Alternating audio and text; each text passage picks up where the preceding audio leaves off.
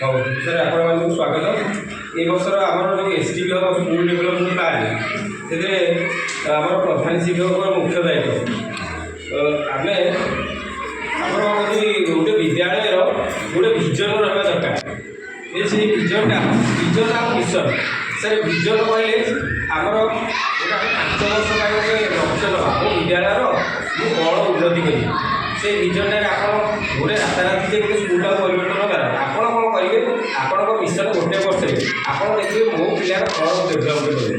ଆପଣ ଟାର୍ଗେଟ୍ ନେବେ, ମାନେ ଏ ବର୍ଷରେ ମୋ ବିଦ୍ୟାଳୟରେ ମାନେ ଫିଜିକାଲ ଫାସିଲିଟି କ'ଣ ନାହିଁ, ୟୁରିନାଲ୍ ନାହିଁ, ଲାଟ୍ରିନ୍ ନାହିଁ, ବା ବାଉଣ୍ଡ୍ରି ନାହିଁ, ବା ପିଲାଙ୍କର ଉନ୍ନତି କଲେ ତା'ର ଏକାଡେମିକ୍ ଆଚିଭମେଣ୍ଟ କେବଳ ଇଭାଲୁଏସନ୍ ଉପରେ ଆପଣ ଲାଷ୍ଟ ହଉ। ଆପଣ ଦେଖିବେ ଯେ ମୋ ପିଲାଟି ପ୍ରତି ଦାୟିତ୍ୱ ବାଣ୍ଟିଥିବେ, ଆଉ ସବୁବେଳେ ଟିଚରମାନଙ୍କୁ ନେଇକରି ଆପଣ ମଝିରେ ମଝିରେ ରିଭ୍ୟୁ କରିବେ।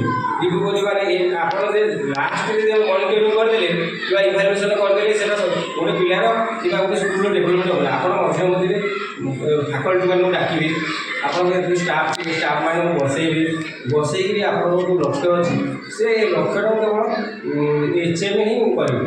ଆପଣଙ୍କର ଭିଜନ କ'ଣ ଏଇ ବର୍ଷ ପାଇଁ, ଏ ବର୍ଷରେ ମୁଁ କ'ଣ ଷ୍ଟେଜ୍ ନେବି। ତେଣୁ ଆମର ଏଥିରେ ଦେଲେ ଯେ ଆପଣଙ୍କର ଧର ମୋ ବିଦ୍ୟାଳୟରେ 8ଟା କ୍ଲାସ୍ରେ 4ଟା ଶିକ୍ଷକ ଅଛନ୍ତି। ଶିକ୍ଷକ ଚାହିଁବେ ଯେ ମୁଁ କେମିତି କ୍ଲାସ୍ଟାକୁ ବଣ୍ଟନ କଲେ ମୋ ସ୍କୁଲର ଗୋଟେ ଏକାଡେମିକ୍ କ୍ୟାଲେଣ୍ଡରଟେ ତିଆରି କରିବି। ଏକାଡେମିକ୍ କ୍ୟାଲେଣ୍ଡରରେ ମାନେ ବର୍ଷ ସାରାର ଯେଉଁ ଯେକୌଣସି ପ୍ରୋଗ୍ରାମ୍ ତାକୁ ସ୍ଥାନିତ କରିବି। ଆପଣମାନଙ୍କର ଏଥିରେ ଅଛି ଦେଇଛି ବିଦ୍ୟାଳୟର ଭିତ୍ତିଭୂମି, ଦେଇଛି ସ୍କୁଲ ପାଚେରୀ। ଏଇଟା କେବଳ ଆପଣ ଏଇ ସ୍କୁଲ ପାଚେରୀରେ ଆପଣ ଏଇଟା ଗୋଟେ ବର୍ଷ ପାଇଁ ପ୍ଲାନିଂ କରୁଛନ୍ତି। ସ୍କୁଲ ପାଚେରୀ ନାହିଁ, ମୁଁ ଗୋଟେ ବର୍ଷର ପାଚେରୀ କରିପାରିବି କିମ୍ବା କୌଣସି ଫଣ୍ଡକୁ ଆଣି ତା ପାଇଁ ବ୍ୟବସ୍ଥା କରିବି। ଏଥିରେ ସାର୍ ଦେଇଛି ଆପଣଙ୍କ ଇଲେକ୍ଟ୍ରିସିଟି, ଧର ସ୍କୁଲରେ ଇଲେକ୍ଟ୍ରିସିଟି ନାହିଁ, ଇଲେକ୍ଟ୍ରିସିଟି ନିହାତି ଦରକାର। ଆମର ଆଜିକାଲି ତ ଆସିକି ହେଲାଣି ସ୍ମାର୍ଟ ବୋର୍ଡ଼ ଆସିଲାଣି, ତେଣୁ ଇଲେକ୍ଟ୍ରିସିଟି ପାଇଁ ଆପଣ କମ୍ପୋଜିଟ୍ କାର୍ଡ଼ ନେଇପାରିବେ। ତେଣୁ ଆମର ତ ସମସ୍ତେ ଅଛି। ତେଣୁ ଗୋଟେ ଯେଉଁ ଘରଟାରେ ନିହାତି ଗୋଟେ କରେଣ୍ଟ ଦରକାର, ବଲ୍ବ ଜଳୁଥିବା ଦରକାର, ପିଲାଙ୍କୁ ଲାଇଟିଂ ଦରକାର, ଲାଇଟ୍ ଦରକାର। ତାପରେ ନେଇକି ଲାଇବ୍ରେରୀ, ଆମେ କ'ଣ ହାଇସ୍କୁଲ ପାଇଁ ଲାଇବ୍ରେରୀ ଯେଉଁ ଗୋଟେ ହାଇସ୍କୁଲ ଅଛି ତାକୁ ହାଇସ୍କୁଲ ସେମାନେ ଲାଇବ୍ରେରୀ କରିବେ। ଆଉ ଶୌଚାଳୟ, ବାଳିକା ଶୌଚାଳୟ ନିହାତି ସ୍କୁଲମାନଙ୍କରେ ରହିବା ଦରକାର। ସେଥିପାଇଁ ପ୍ରଧାନ ଶିକ୍ଷକ ତାକୁ କାର୍ଯ୍ୟ କରିବେ। ଆଉ ଆମେ ବେଶୀ ଦେଖିବୁ ଲାଟ୍ରିନ୍ ଗୁଡ଼ା ଥିଲେ ଏଇ ବର୍ଷ କମ୍ପୋଜିଟ୍ ଗାର୍ଡ଼ରେ ଆମେ ଲାଟ୍ରିନ୍ ଫଙ୍କସନାଲ୍ କରିବା। ଆପଣ କ'ଣ ହେଲେ ପାଣି ଯାଉନି, ଖାଲି ବାଲ୍ଟିରେ ରଖିଦେବେ, ବାଲ୍ଟି ପାଣି ଉପରେ ରଖିବା ନିହାତି ଦରକାର। ଫଙ୍କସନାଲ୍ ମିନ୍ସ ପାଣିରେ ଥିବ ତାକୁ ବ୍ୟବହାର ବି ଦିଅନ୍ତୁ। ଆଉ ଖେଳପଡ଼ିଆ ତ ସବୁ ସ୍କୁଲରେ ଖେଳପଡ଼ିଆ ନାହିଁ, କିନ୍ତୁ ସରକାର ସେଥିପାଇଁ ଆମକୁ 5 ହଜାର ଦେଉଛନ୍ତି। ପିଲା ସବୁଦିନ ଖେଳ ସେ ନଷ୍ଟ ହୋଇଯାଉଛି, କିନ୍ତୁ ଆମକୁ ସାଇତିକି ରଖିବାକୁ କୌଣସି ଆବଶ୍ୟକତା ନାହିଁ। ଆଉ ଯେଉଁ ଆମେ ଯଦି ଆମ ଅଗ୍ନି ବିଭାଗ ଯନ୍ତ୍ର ଯେଉଁ ଅଛି ଫାୟାର ଏକ୍ସଟିଂଗୁଇସର୍ ତାକୁ କାର୍ଯ୍ୟକାରୀ କରିବା, ଗ୍ୟାସ୍ରେ ପୁରେଇବା, ଫୋନ୍କୁ ୟୁଜ୍ କରିକି ତାକୁ ବର୍ଷକୁ ଏଇଟା ମାଇଲେ ଆଉ କାମ କରୁନଥିବ, ସେଇଟା ଆମେ ତା ଭିତରେ ଅଛି, କିନ୍ତୁ ଆଉ ରଖିବ କିଛି। ତେଣୁ ସେଇଟା ନିହାତି ଦରକାର। ଆଉ ଆମର ଯେଉଁ ଆମେ ଏବେ ସାର୍ ଆଉ ପିଲାମାନେ ଏଇ ଯେଉଁ ଇନକ୍ଲୁସିଭ୍ ପିଲା, ଯେଉଁ ଆମ CWS ପିଲା, ହ୍ୟାଣ୍ଡିକ୍ୟାପ୍ ପିଲା ଆଉ ଅନ୍ୟ ଆଡ଼େ ବଢ଼ିବେ, ସେ ଆମ ସ୍କୁଲକୁ ହିଁ ଏଣ୍ଟ୍ରି କରିବେ। ସେଥିପାଇଁ ର୍ୟାମ୍ପ ଦରକାର, ଆପଣ ସ୍କୁଲ ର୍ୟାମ୍ପଟା ନିହାତି ଦରକାର। ଶୌଚାଳୟ ଦରକାର। ହଁ, ସେ ଶୌଚାଳୟଟାରେ ଆପଣ ଯେମିତି ଯାଇପାରୁଥିବ ତା ଗାଡ଼ିଟା। ସେ ଟିଚର କଥା ହିଁ ନାହିଁ, ଆମେ ହିଁ ପଢ଼େଇବା। ଯେଉଁମାନେ ଟିକେ ଅଧିକ ତାକୁ ପାଇଁ ତ ଆମେ କରିପାରିବାନି, କିନ୍ତୁ ଆମ ସ୍କୁଲରେ ସେମାନେ ଆଉ ତାଙ୍କ ପାଇଁ ସ୍ପେସିଆଲ ସ୍କୁଲ ହେବନି, କୌଣସି ଆଉ ଚାନ୍ସ ନାହିଁ, ସ୍ପେସିଆଲ ସ୍କୁଲ ସବୁ କମ୍ ହେଇଯିବ। ହଁ, ଆଉ ଗୋଟେ ଦେଲା ଦେଇଛି ଆମେ ତ ସମସ୍ତ ପିଲା ଯେଉଁ ପୋଷାକ ପାଉଛନ୍ତି, କିନ୍ତୁ ପାଠ୍ୟପୁସ୍ତକ ବି ପାଉଛନ୍ତି, ତାଙ୍କର ଆଉ କିଛି ଏ ବିଷୟରେ ଅସୁବିଧା ହିଁ କୌଣସି ପିଲା କହିବେ ନାହିଁ। ତାପରେ ଆମର ପିଲାମାନଙ୍କୁ ଟିକେ ସ୍କଲାରସିପ୍ ଯେଉଁ ପାଉଛନ୍ତି SC/ST ପିଲା ଅଛନ୍ତି, ସବୁବେଳେ ଟିକେ ତାଙ୍କ ଗାର୍ଡ଼ିଆନ୍ ସହିତ ସାର୍ଟିଫିକେଟ୍ କେମିତି ହେବ ସେଥିପାଇଁ ପ୍ଲାନ୍ କରିବା। ହଁ, ଆଉ ଗୋଟେ ସାର୍ ଆମେ ଗୋଟେ ପିଲାର ହୋଲିଷ୍ଟିକ୍ ଡେଭଲପମେଣ୍ଟ ପାଇଁ ଆମେ ପ୍ଲାନ୍ କରିବା। ଆମେ ଏଇ ବର୍ଷ ଦେଖିବା କ'ଣ ଡ୍ରପ୍ ଆଉଟ୍ 0 ଦିନ ହେବ, ଆବସେଣ୍ଟ ପିଲା କୌଣସି କେହି ମାନେ ଆବସେଣ୍ଟ ହେବେନି ଯେମିତି, ସେଥିପାଇଁ ପଦକ୍ଷେପ ନାହିଁ। ଏ ମାସରେ ଏତେ ପିଲା ଆବସେଣ୍ଟ କରୁଛି, ତା ପାଇଁ ରିଭ୍ୟୁ ମିଟିଂ ନେବା, ଇଏ ବି କରିବା ଦରକାର।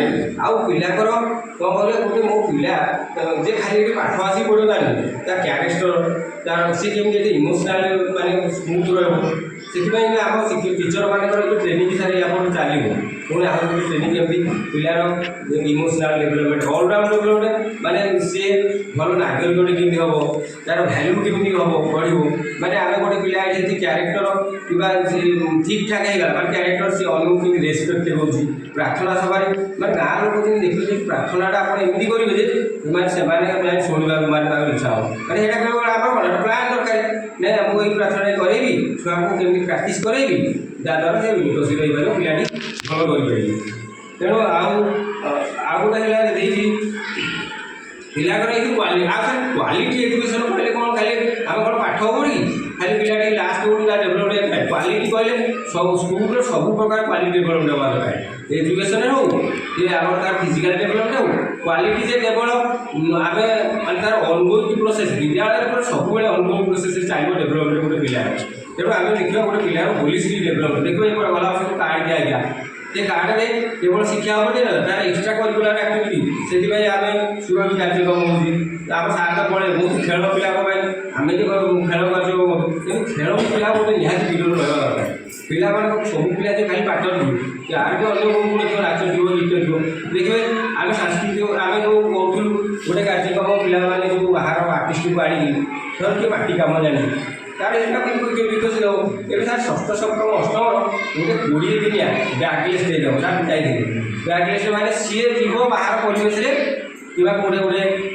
IT सेक्शन को सी शिख तार मैंने पाठ ना सी एक्सट्रा अन्य कौन तार डेभलपमेंट स्किल गुड़ा डेभलप तेणु एमती तेणु आम ये स्कूल डेभलपमेंट प्लान टी आउ मुख्य जिनस आमर ये स्कूल विद्यालय सहित जो मैंने आगे समस्त कहला माने टीचर स्टूडेंट आउ हेडमास्टर आमर जो आम SSG मेम्बर ये जो करेंगे SSG मेम्बर को पूरा डाकिकी आप रखिए पाखे बसैबे आपंकर कौन प्लां कले से मतामत देवे गोटे 4-5 जन स्टूडेंट को डाकिए सी कौन असुविधा स्कूल कर सी भी तार मतामत दब तेणु ये लिखाई 5-7 पॉइंट तार प्रोब्लेम्स गुड़ा आप लिखिए ये इश्यू गुड़ा आम परवर्ती स्टेज में कराए।